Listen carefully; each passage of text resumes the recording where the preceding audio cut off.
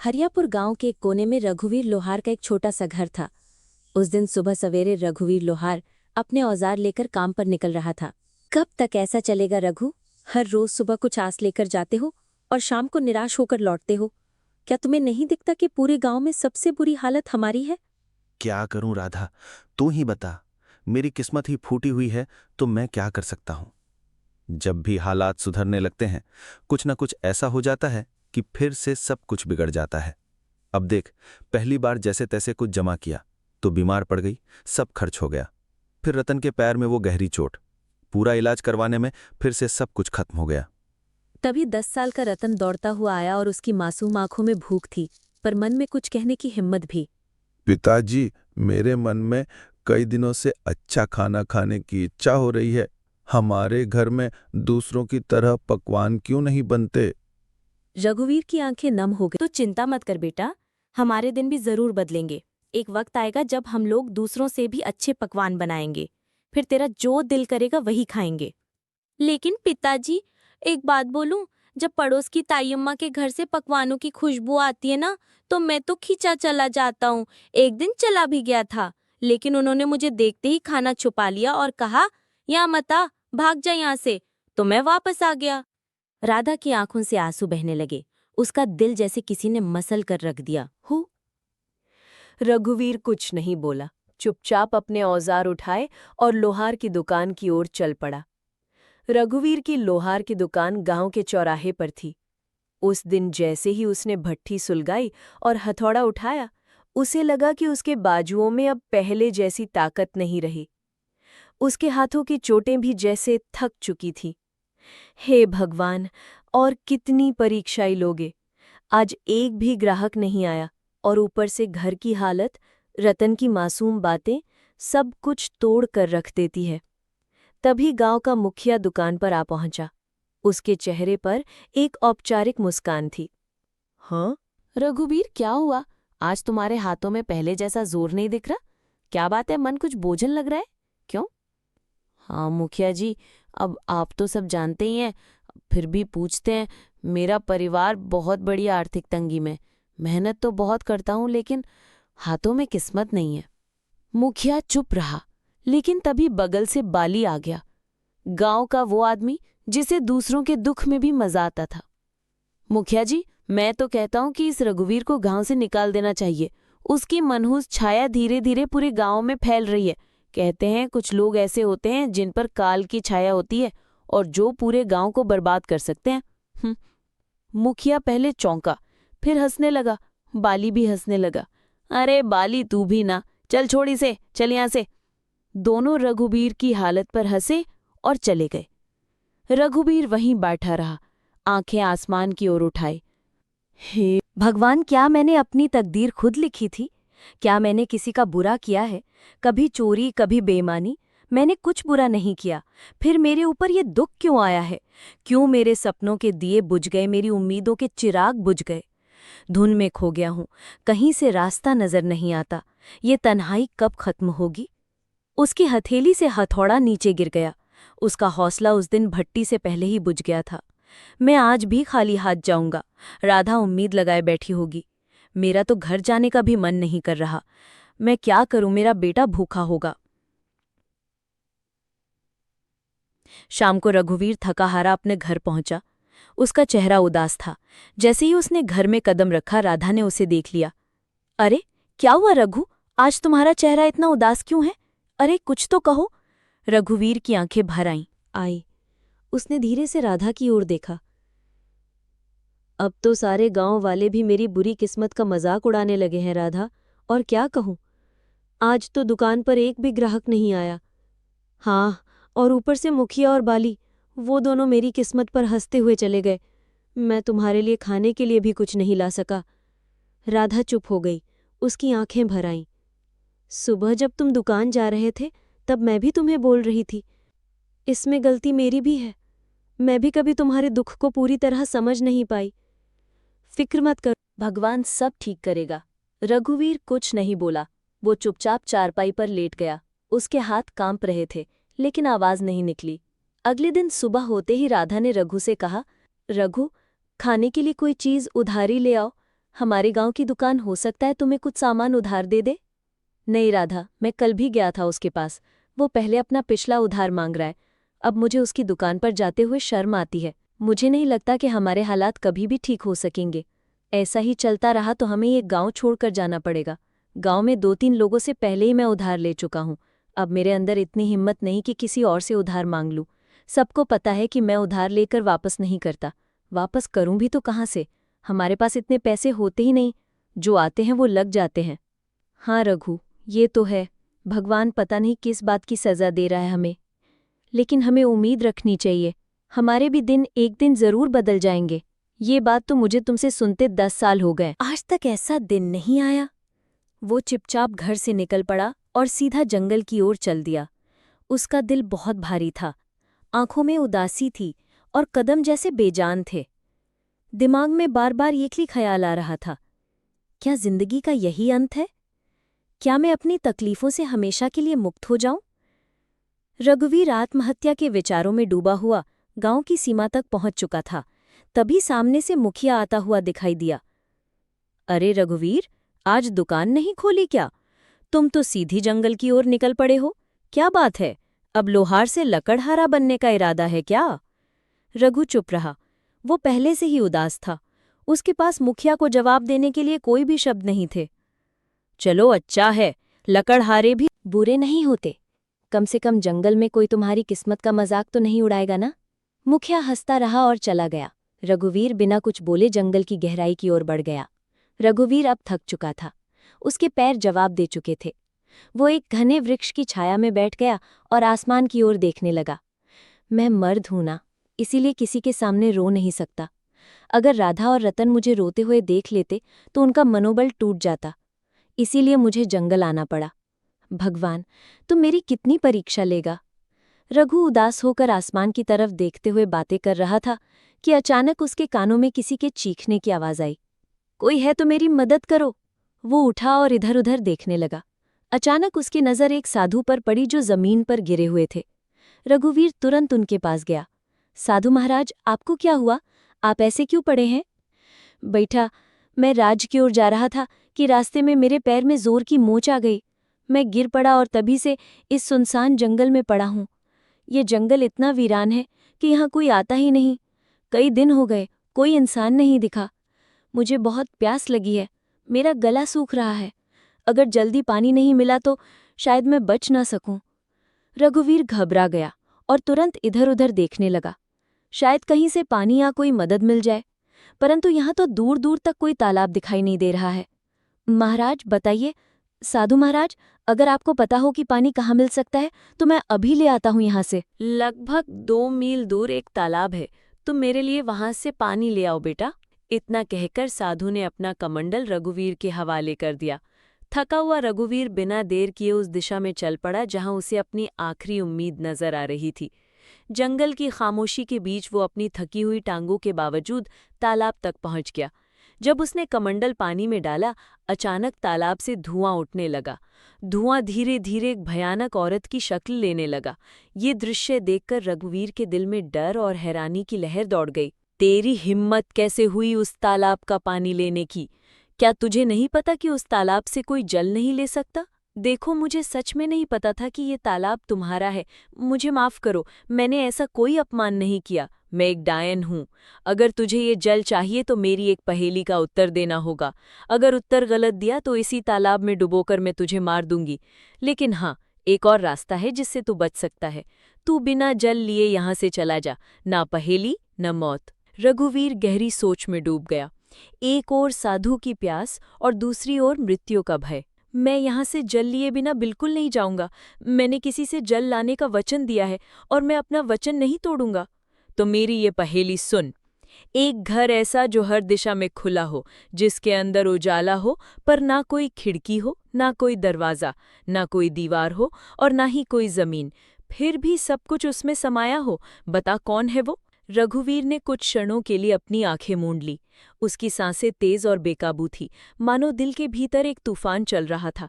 लेकिन उसके चेहरे पर एक अनोखा सा सुकून था, एक गहराई से भरा शांत भाव, जैसे वो अपने भीतर की रोशनी से सच्चाई को खोजने की कोशिश कर रहा हो। अंदर से बेचैनी के बावजूद उसके माथे पर एक दृढ़ संकल्प की रेखा साफ नजर आ रही थी, जो ये बता रही थी कि वो हार मानने वाला नहीं है। वो है मनुष्य का मन जो हर दिशा में खुला होता है, जिसमें उजाला भी होता है और अंधकार भी।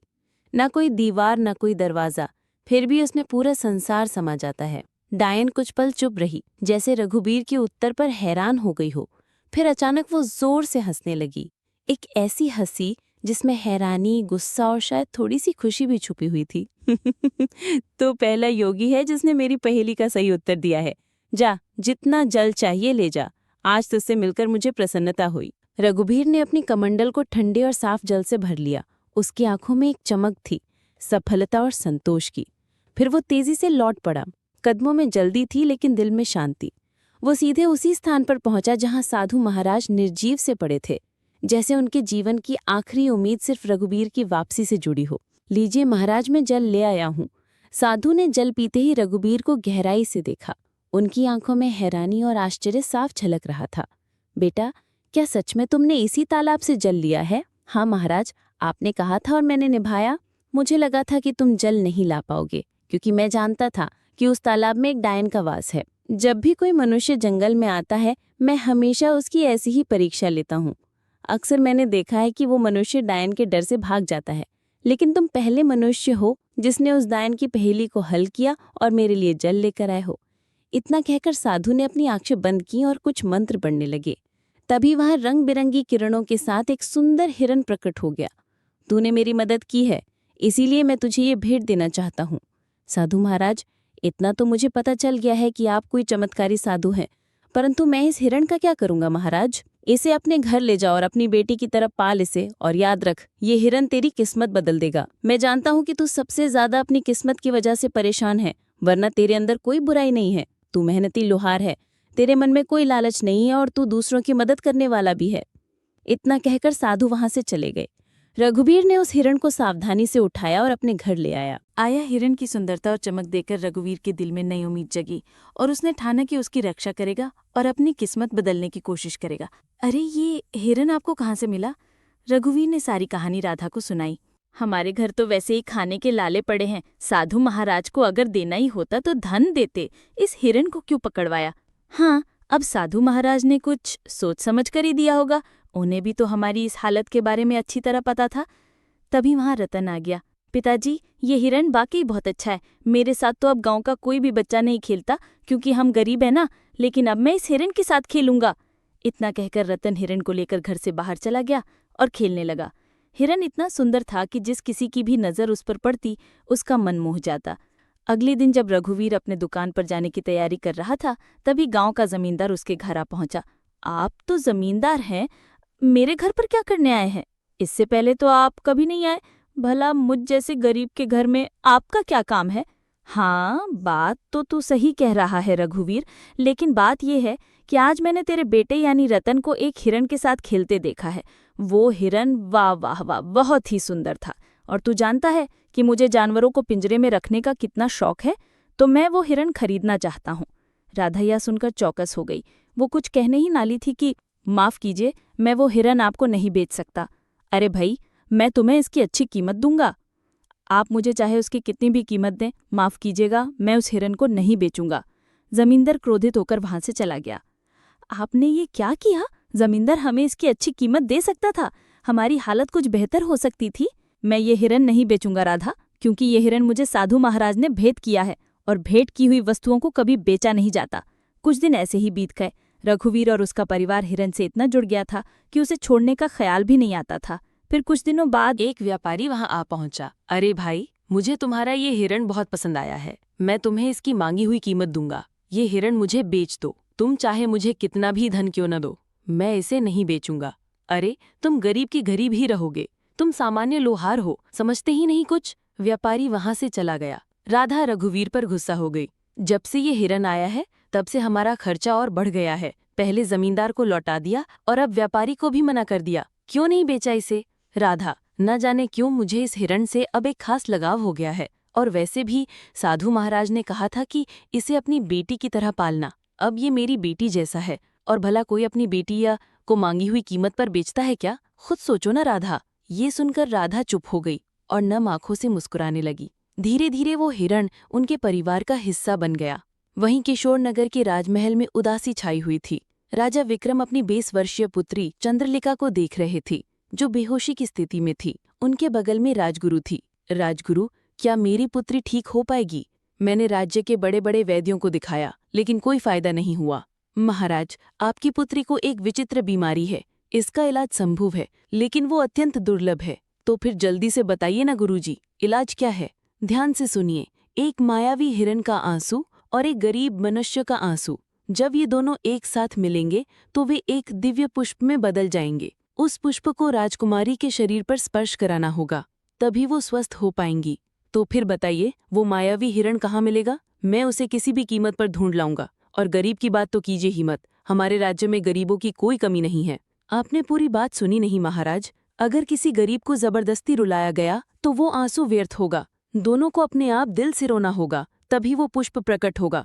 तो फिर क्या तुम्हें पता है राजगुरु कि वो हिरण इस समय किसके पास है? हाँ महाराज, मैंने साधना के दौरान ये देखा है। वो मायावी हिरण हरियापुर गांव के एक लोहार के पास है। राजा विक्रम अपने मंत्री जगन्नाथ और 2 सिपाहियों के साथ हरियापुर की ओर रवाना हुए। कुछ ही देर में वो हरियापुर पहुंचे। वहां गांव का मुखिया दौड़ता हुआ आया। हमारे तो भाग्य ही खुल गए, राजा विक्रम पधारे हैं। मुझे तुम्हारी बातें सुनने में कोई दिलचस्पी नहीं है। बस इतना बताओ, क्या इस गांव में कोई लोहार रहता है जिसके पास एक हिरण है? हाँ महाराज, रघुवीर लोहार है। पूरे गांव को पता है कि उसके पास एक हिरण है, और वो हिरण किसी को देता भी नहीं है, क्योंकि वो अत्यंत सुंदर है। मुखिया राजा विक्रम को लेकर रघुवीर के घर की ओर चल पड़ा। मंत्री, 2 सिपाही और स्वयं राजा को देखकर रघुवीर चौंक गया। क्यों, क्या तुम्हारे पास कोई हिरण है? और क्या वो मायावी भी है? प्रणाम महाराज। प्रणाम। हाँ महाराज, मेरे पास एक हिरण है, लेकिन मुझे नहीं पता कि वो मायावी है या साधारण। मेरे लिए तो वो मेरे बेटे जैसा है।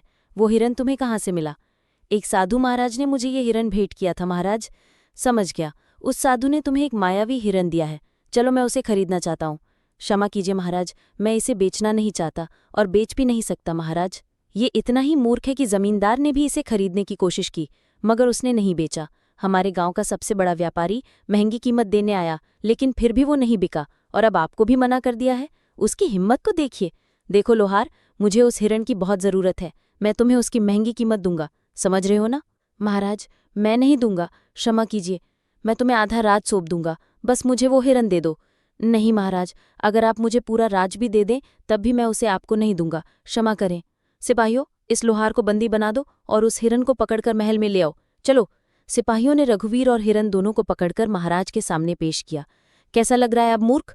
मैं तुम्हें आधा राज देने को तैयार था और तुमने इनकार कर दिया। अब मैं तुम्हें उस हिरण को बिल्कुल नहीं दूंगा। आखिरी बार देख ले इसे, मूर्ख कहीं के। महाराज, मैं जानता हूं कि आप जो निर्णय लेते हैं उस पर अडिग रहते हैं। आपसे मेरी एक विनती है, मैं अपने इस हिरण को एक बार गले लगाना चाहता हूँ।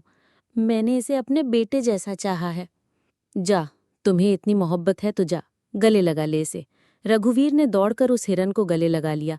दोनों की आंखों से आंसू बहने लगे, और जैसे ही वे आंसू धरती पर गिरे, वहां एक नीला फूल खिल गया।